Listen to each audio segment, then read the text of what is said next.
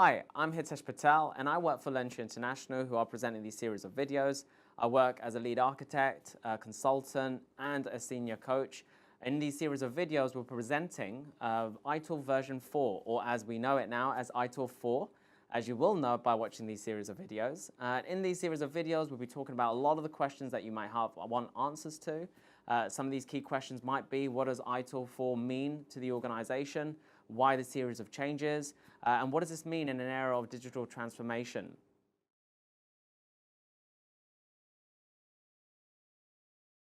We hear ITIL 4 is coming soon. Why the change? Why the big change all of a sudden?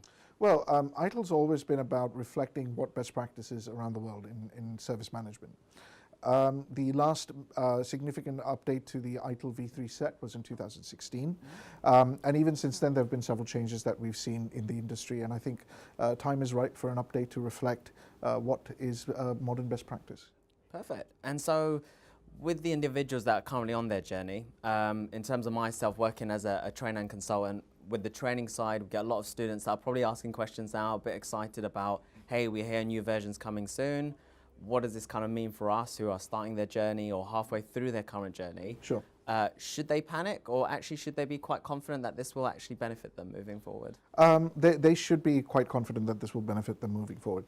One of the things that I've talked about at several conferences over the year is when it came to architecting and designing ITIL 4, one of the guiding principles, if you will, of our architecture was that it needed to be backwardly compatible. Yeah. We have a very rich user base, rich in terms of diversity of culture, of experience, in geography and so on.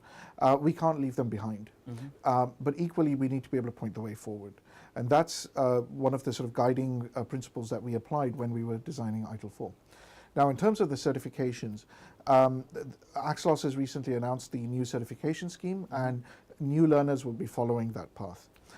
If you're currently already up the intermediate stack, 10, 11, 12 points, so to speak, I would say continue the learning journey, mm-hmm. Get to the 17 points you need to be able to take ITIL Expert.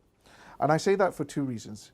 The first is, as an SME, I would say the problems you are facing in your organization are not going to go away if you choose to wait for ITIL 4. Mm-hmm. If anything, they might get worse.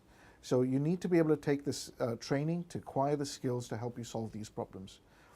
But if you invest now, don't worry, we have a transition module that will be available for people who have gotten 17 points, yeah. Or indeed are experts today, such as you and I. And that transition module will take us across into an equivalent level in the new certification scheme. Perfect. Thank you for your time, Akshay. Appreciate it. Thank you very much.